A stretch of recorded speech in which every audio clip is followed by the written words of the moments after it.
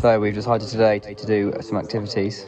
We're doing a bicycle ride on a zip wire, and then we're getting in a cable car and going to see a load of waterfalls. So that's our activities for today, staying an extra night in Mindo and hanging around. Yeah, I'm still very tired from the week of partying in Quito. So yeah, not the most enthusiastic. Got my harness on and my hard hat on. So here's the setup. Bicycle, cable car. Cool. Yeah. Okay. It's quite hard getting on with it without it moving. You got to pedal all the time. I don't have to hold the handlebars, which is nice. It's really weird. No-handed. It is quite high, to be fair.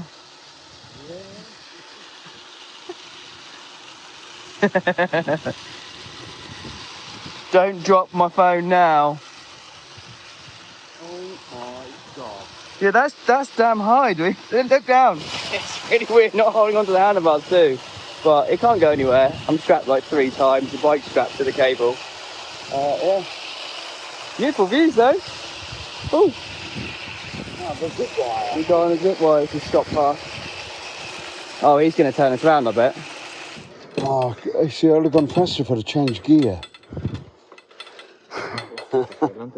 So you've got a bar that runs up the back and then it's hooked up to the top cable. And then the bike is strapped to the bottom and it literally can't fall anywhere, can't go anywhere. So all you can do is pedal forwards. We do a trust fall on the harness. Just...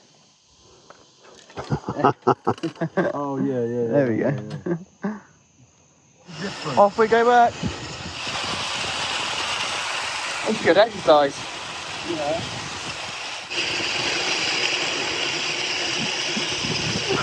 Made it back, didn't die.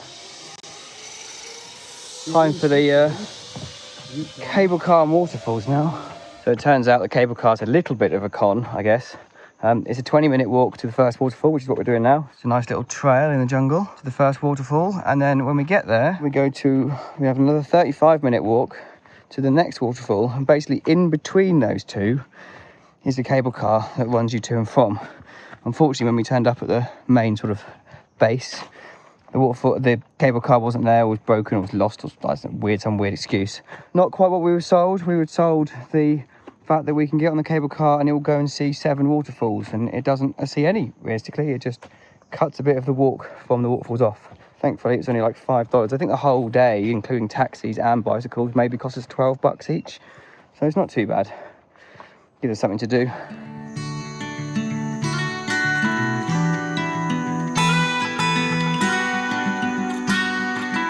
There it is, and that's the first one.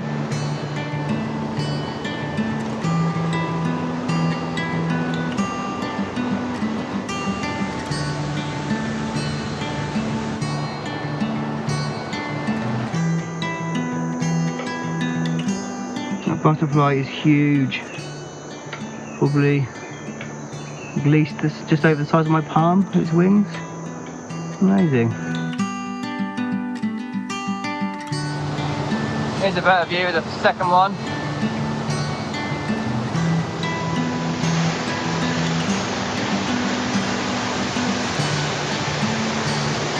I have to like stand in the sort of stream to get the shot, but there we go. Right, next one. Here we are at the next waterfall, apparently. No, just people doing yoga. Righto. Where's the waterfall? Well, they've got a mic, 2 cameras, a whole setup going on. Oh, that's influences in the wild. There we go. Ah. Camera, 360, arsehole in the air.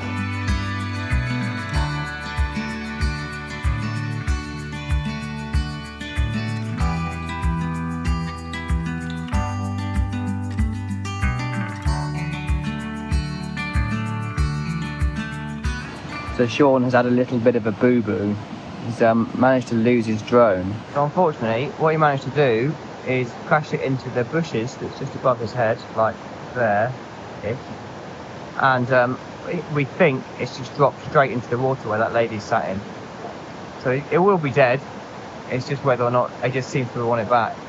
I don't think it's floats, maybe not, I don't know. It's a little one with the propellers that are in like little cages. So yeah, dilemma, sad times, because it's always a pain in the ass when you lose a bit of gear, especially camera gear when they're quite expensive. Looks like he's preparing to go for a swim. Oh, poor lad, I really feel sorry for him. Sorry, Sean. Well, I'm not quite sure why he's got in basically fully clothed, but he has. So that'll be an enjoyable ride from the taxi when he gets back. He's getting dressed a little bit, and no luck. Sad times. R.I.P. little drone. R.I.P.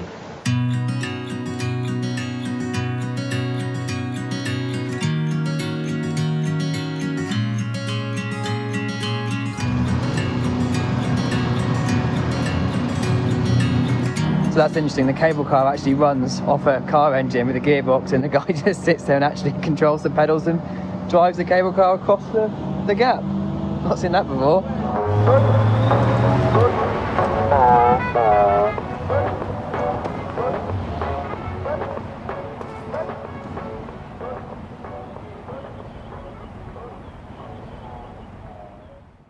This morning we're heading off towards Quilotoa, the lake that I went to see last time and then sort of didn't get to see it, so we're going to go see it today. And I happen to have Sean's trousers that he wore in the water yesterday on the back of my bike to hopefully dry them off, so that's the plan. So yeah, just always carry a bungee net, very useful, you never know where you're going to need it. But it should be, I think, 400 k's today, 300, something like that. And we're going to take a main road and then dive off to a little road and see what that's like. Don't know if it's gravel or dirt or what, but we'll give that a go.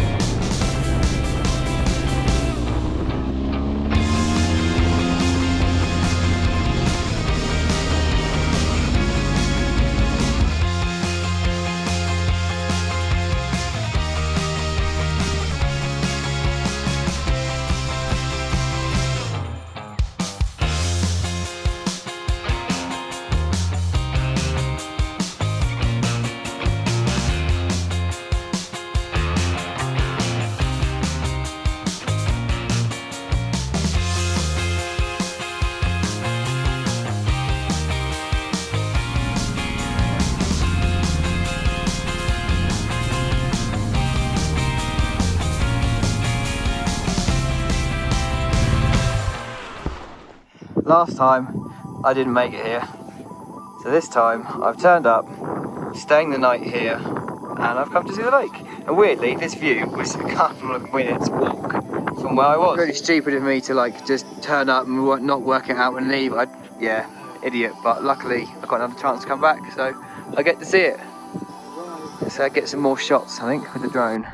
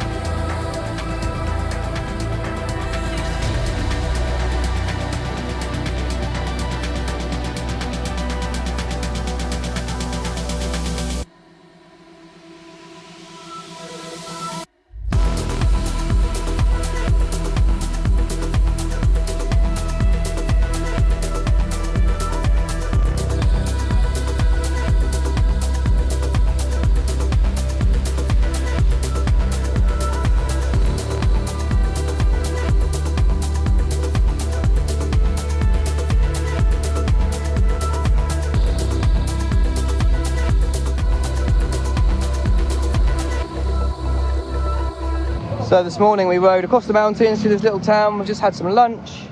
I had some 3 kids come up to me and ask to take a picture of me and the bike, which is weird. That was the first time that's ever happened in my life. I wasn't quite sure what they wanted at first, but I was like, oh, okay, I'll just stand and take a picture with them.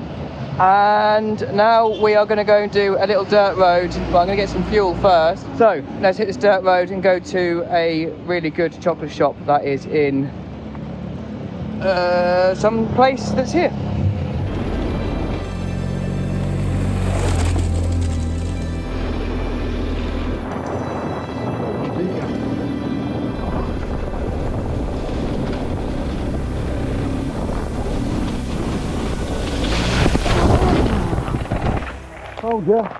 Told ya.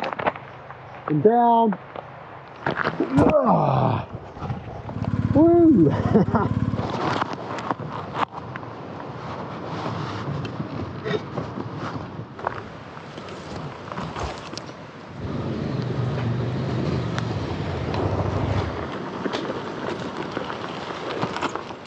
I dropped it turning around. And then I realised that when I got up here, I thought I couldn't pick it up again. But the farmer guy turned around and gave me a hand. Oh yeah. Dragging it, it was like up a bank like that. He passed me. Yeah, it went down. It kind of. I told you the front. It just went like that, and then the whole thing went like that into a ditch. So luckily, after a couple of goes, I could get it stood up and then put it in second gear, and I managed to get it because the front wheel was out, but the back wheel was still in it. I've got it on camera. Yeah, that's the trouble with being your height. You're just a bit too small for it. Yeah, basically. That's why. Yeah, obviously here you got enough space. When I was riding away, I thought, I wonder if we can turn it round all right. So Sven said to me it was an easy track, and it's not too bad, but it's quite loose. Oh, sorry. It's quite loose and rocky with the GS on road tyres, and with the switchbacks it's a little challenging. So we've got 97 kilometres left of the track, so we're going to cut our losses. It's about 3 o'clock now anyway, and we're going to make our way back to the road and do the road. Sometimes there's no point in pushing yourself just to do a track for the sake of it. I could do it, although I was working quite hard, drop a bit of tyre pressures, but I'm riding with Sean, so I gave him the option to turn around. He didn't really want to, but we're 97 kilometres.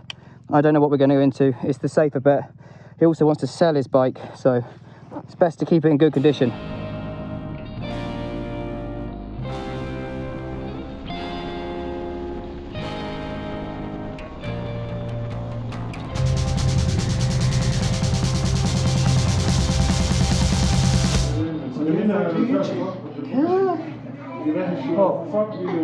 I'll tell you what, That's not going to look at you on YouTube. we got into here in the dark, basically. We took going off the dirt road, went round the road, which was 180 kilometres.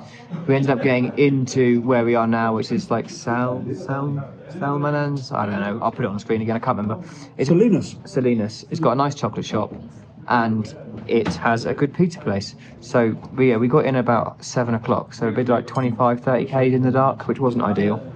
I don't normally do that on a trip, obviously, for various reasons. But yeah, 350 kilometres a day, and tomorrow we're going to go to the chocolate shop and have a little walk around and try some nice Ecuadorian chocolate pizza.